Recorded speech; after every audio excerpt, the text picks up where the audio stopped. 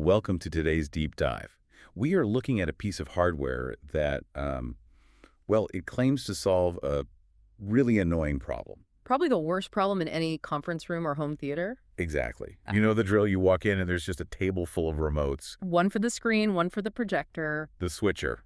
It is a complete mess. It really is the barrier to entry. I mean, if you can't turn the system on, the system is useless. Right. So today we're analyzing the Zenty ZT-136. It's an 8-button wall plate control panel. And we've pulled our insights from the technical specs, the user manual, and the product listings over at HDTV Supply.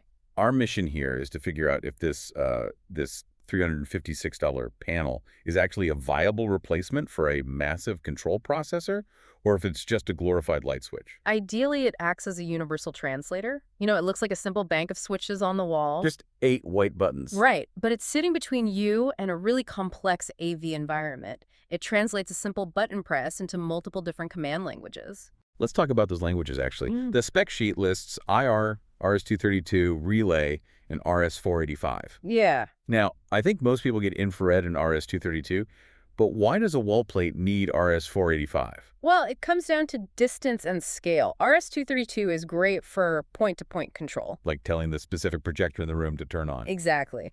But RS-485 allows for much longer cable runs, and you can daisy-chain multiple devices together. Okay, that makes sense. So if you're controlling, say, a PTZ camera at the back of a large auditorium or linking multiple control keypads, that is where RS-485 comes in. Got it.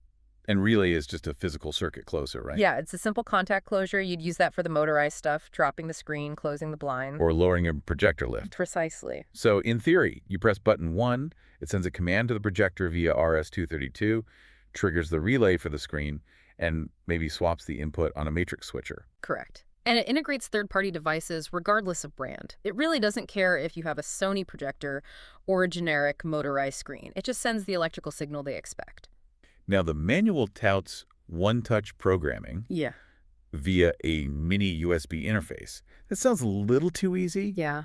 Is this thing actually plug and play, or am I going to be writing code? It is definitely not plug and play. I'd say one touch is just marketing fluff. I figured. You have to connect the panel to a PC and use their software. It's not incredibly difficult. It's mostly assigning hex codes or commands to buttons, but you are building macros. You have to tell the software exactly what you want button 1 to do. Right. It doesn't just know.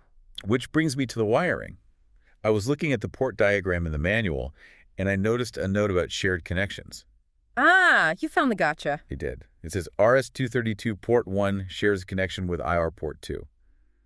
Does that mean what I think it means?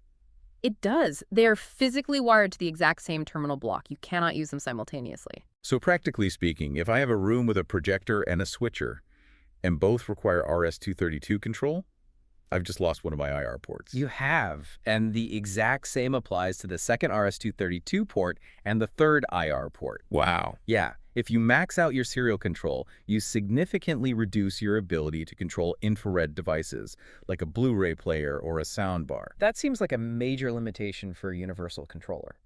It forces you to prioritize your devices based on available ports, not just what you want in the room. It absolutely requires strict planning. You have to map out every single connection before you even buy the unit. It's a compact device, so real estate on that circuit board is extremely limited. So the back-end setup requires some compromises. But once it's actually installed, how does the hardware feel?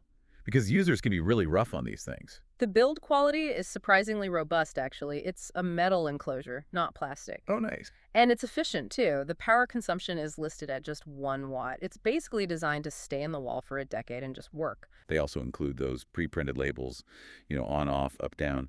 It seems trivial, but isn't that kind of the whole point? It is the only thing that matters to the user. They don't care about RS-485 protocols or shared terminal blocks. They just want to see a label that says on. Exactly. If they press that button and the room wakes up, the technology is successful. So to summarize, this $356 device is essentially a dedicated programmable computer for your wall that simplifies the entire room control. That is exactly what it is. It's interesting to think about. We are moving so fast toward a world of AI, voice control, and touchscreens everywhere. Yeah, we are. Yet for a high-stakes presentation, we're still paying hundreds of dollars to install a physical tactile button that just does one thing. Why do you think that remains the gold standard? Because reliability creates trust. A touchscreen can freeze. A voice assistant can misunderstand you. But a physical circuit closing is definitive. The certainty of the click. Something for you to consider the next time you're swiping at a smart screen that just won't respond. That's all for today's deep dive. Thanks for listening.